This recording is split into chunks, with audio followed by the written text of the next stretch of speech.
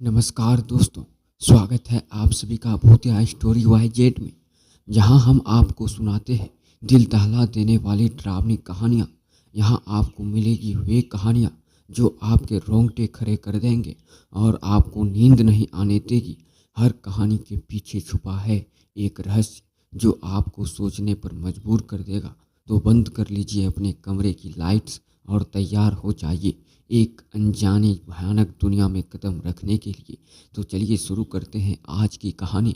हाँ, उससे पहले अगर आप चैनल को सब्सक्राइब नहीं किए हैं तो चैनल को सब्सक्राइब कर लीजिए। आज की जो कहानी है, अमावस्या की रात डायनों की हवस का शिकार है। कहानी को अंत तक जरूर सुनिए, यकीनन आपको डर का एहसास होने वाला है। अमावस्या की रात के साथ एक अजीब डरावनी चुप्पी आती थी, जैसे किसी बड़े रहस्य को छुपाने की कोशिश कर रही है। उत्तर भारत एक दूरदराज गांव, जहां लोग सूर्य अस्त के बाद घरों से बाहर निकलने में डरते थे। यहां गांव हिमालय के तलहटी में बसा हुआ था, जहां घने जंगल, शांत झीलें और पुरानी वीरान हवेलियां थी। इस गांव की एक खौफनाक कहानी था जो पीढ़ियों से सुनाई जा रही थी। डायन की हवस। लोगों का मानना था कि गांव के करीब स्थित काली पहाड़ के जंगल में एक डायन रहती थी। वह हर अमावस्या की रात वो अपनी हवस पूरी करने के लिए एक गांव में आती थी और किसी न किसी जवान युवक को अपना शिकार बनाती थी। कई युवक गायब हो चुके थे और उनके मिलने का कोई उम्मीद नहीं था। लोग कहते थे कि जिसने भी उसे देखा वह या तो मारा गया या तो पागल हो गया। कहानी का शुरुआत रघु से होती है, जो गांव का एक सीधा साधा लेकिन साहसी युवक था।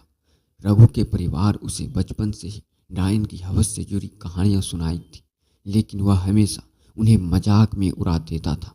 उसे यकीन नहीं था कि डायन जैसी कोई चीज होती है। वह गांव वाले को अंधविश्वास बताते थे और मानता था।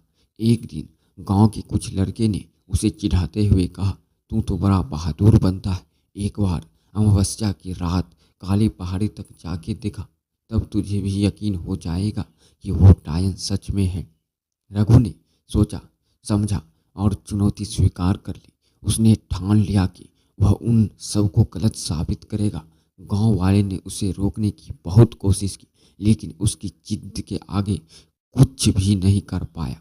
अमावस्या की रात आई। आसमान में तारे नहीं चमक रहा था और चारों ओर सन्नाटा पसरा हुआ था। रघु ने अपनी लाठी उठाई और घर से निकल पड़ा। गांव के बाहर का रास्ता अंधेरे में डूबा हुआ था और हर कदम के साथ उसके अंदर डर बढ़ता जा रहा था। जब वह लड़की काली पहाड़ के पास पहुंचा तो उसे अजीब सी ठंडक महसूस हुई। हवा में एक अजीब सी गंध थी, जिसे कि कोई जुला हुआ मांस हो। उसकी लाठी अब उसके हाथ में और भी मजबूत से जकड़ी हुई थी। पैर के पत्ते हल्की हवा के साथ सरसराहट कर रही थी, जैसे वो उसे चेतावनी दे रहे हो। अचानक उसे लगा कि किसी ने उसके पीछे से पुकारा। वे तुरंत मुड़ा, लेकिन वहाँ कोई नहीं था। उसकी धड़कनें तेज हो गई। उसने सोचा शायद यह उसका वाहन है और आगे बढ़ गया, लेकिन अब उसे साफ तौर पर महसूस हो रहा था कि कोई उसके पीछे पीछे चल रहा है। रघु जैसे ही पहाड़ की चोटी पर पहुंचा, उसकी आंखों के सामने कुछ ऐसा नजारा था जिसे देखकर उसके होश उड़ जाते हैं। सामने का पुराना टूटा फूटा मंदिर था, जिसके चारों ओर सूखे पैर खड़े थे। हवा में एक अजीब सी घुटन थी और मंदिर के दरवाजे के पास एक सफ़ेद साड़ी पहनी एक औरत खड़ी थी, जिसकी पीठ रघु की ओर थी और वह अजीब तरीके से हिल रही थी, जिसे किसी अदृश्य संगीत पर नाच रही है। रघु ने कदम पर जर रखा। उसकी आंखें चौड़ी हो गई और वह समझ नहीं पा रहा था कि क्या करे। अचानक उसे औरत ने धीरे धीरे मुड़ना शुरू कर दिया, उसे घूरना शुरू कर दिया। उसका चेहरा रघु की ओर आ रहा था और उसने अपना पूरा चेहरा रघु को दिखाया। रघु की रीढ़ की हड्डियों में ठंडक दौड़ गई। वह औरत एक डायन थी, जिसकी आंखें लाल थी जैसे किसी जानवर की और उसके लंबे बिखरे हुए बाल हवा में उड़ रहे थे। उसका चेहरा विकृत था और होठों पर एक डरावनी मुस्कान था। रघु अब समझ गया कि वह किसका सामना कर रहा है। वह वही डायन था जिसकी हवस की कहानियां उसने सुन रखी थी। डायन ने बिना किसी चेतावनी के रघु की ओर झपाटा मारा। रघु ने अपनी लाठी से उसे मारने की कोशिश की, लेकिन उसकी लाठी उसके हाथ से छूट जाती है। अब वह बिल्कुल असहाय था। डायन ने उसे अपने लंबे नुकीले नाखून से पकड़ लिया और उसे जमीन पर गिरा देता है। रघु ने पूरी ताकत से चिल्लाने की कोशिश की, लेकिन उसकी आवाज़ जैसे किसी ने छीन ली हो। डायन उसके ऊपर झुकी और अपनी लाल खून से सनी आंखों से उसे घूरने लगी। उसकी होठें धीरे धीरे खुलने लगी। रघु ने देखा कि उसके नुकीले दांत किसी पिचास की तरह बाहर निकले हुए थे। डायन ने रघु की गर्दन पर झपट्टा मारता है और उसकी तेजी से चीखें रात के सन्नाटे में गूंज उठी। रघु ने अपनी पूरी ताकत से खुद को छुड़ाने का कोशिश करता है, लेकिन वह डायन सामने बिल्कुल बेबस था।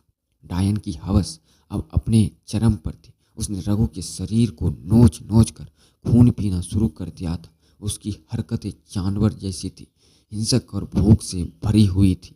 कुछ ही देर में रघु की आंखें बंद होने लगी और उसकी चेतना धुंधली पड़ गई।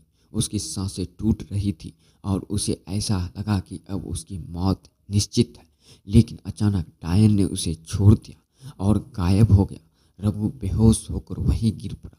सुबह होते ही गांव के कुछ लोग रघु को ढूंढने निकले। जब वे काली पहाड़ पर पहुंचे तो उन्हें रघु को बेहोश पाया। उसके शरीर पर गहरे जख्म थे, घाव थे और उसकी हालत बहुत नाजुक थी। किसी ने सोचा भी नहीं था कि वह जिंदा वापस आएगा। रघु की जान बच जाती है, लेकिन वह अब पहले जैसा नहीं रहा। गांव में लौटने के बाद वह एकदम चुपचाप रहने लगा। उसकी आंखें में डर और खोए हुए झलक थी। उसके चेहरे पर अब कभी मुस्कान नहीं आई। गांव के लोग कहते हैं डायन ने उसके शरीर को छोड़ दिया, लेकिन उसकी आत्मा को अपने साथ ले गई है। रघु के साथ जो कुछ हुआ वह किसी न किसी कहता है कि, लेकिन उसकी आंखें हर वक्त जैसे किसी अज्ञात डर में डूबी रहती है। लोग उससे पूछते हैं, लेकिन वह बस एक ही बात कहता है, वो आ रही है, वो फिर से आएगी।